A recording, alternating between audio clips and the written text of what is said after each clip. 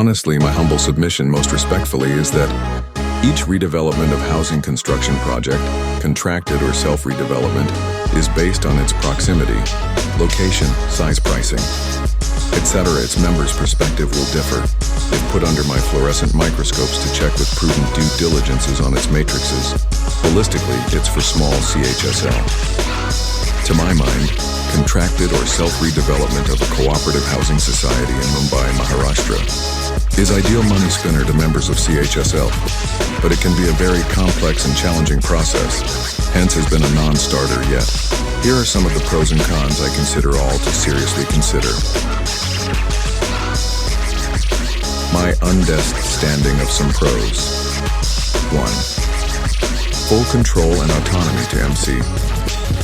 Thus, members have complete control over the redevelopment process, allowing them to make adjustable, flexible decisions that suit their needs if below greed levels and/or neo-rich style preferences.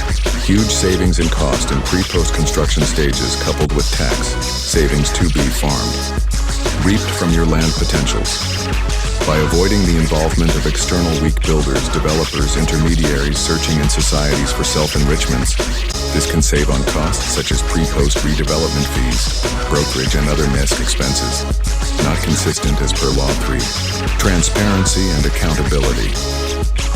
Members are directly involved in the decision-making process, ensuring transparency and accountability throughout the redevelopment process. Hence, should undertake legally only if they abide not to alienate their holdings directly or indirectly until all members are rehabilitated. In situ 4. Customization. Self-redevelopment allows all members to give input 720-degree based, so as to have their self-tailor-made project ensuring it's funded on their specific needs, sizes, and preferences, including their chosen amenities, design, materials, and fulsome facilities to be provided. Potential for increased property value, as cooperativeness visible, instead of surgical operations mess seen in many 60 to 70% projects stalled or stressed due to self-enrichments. A well-planned and executed self-redevelopment project, selflessly, can increase the value of the property exponentially, thereby solely benefiting members, home buyers in the long run. Some serious consequences, side effects seen in my activism bioscope, hence shared selflessly not for glory. 1. Complexity and risk, to be micro-controlled with proper enviro controls.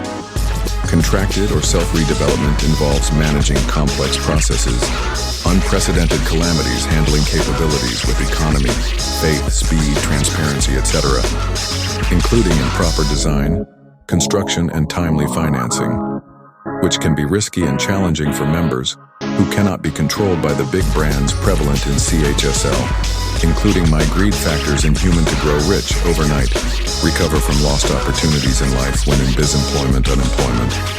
Financial burden. Members may need to contribute or support in fundraising financially to the contracted or my self-redevelopment project, which can be a significant burden, especially for those on a fixed income. Continuously. Energy, money, time, consuming.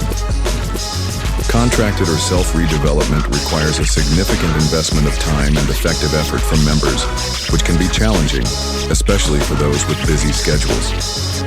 Lack of expertise in CHSL. Property transactions. Many members may not have the necessary expertise or experience or residual time left on there to manage a redevelopment project, which can lead to costly mistakes, including infighting lives in multiple forums levels and consequential delays. Potential for conflicts. Self-redevelopment can be a contentious process, with members having different cultural social differences with their underlying opinions and interests, which can lead to conflicts and disputes at multiple levels. 6.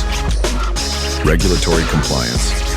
Self-redevelopment projects must comply with all various regulations and laws, including those related to construction, environmental impact, and cooperative societies, which can be challenging to navigate, unlike easy-to-swim in blue waters shown by many elsewhere.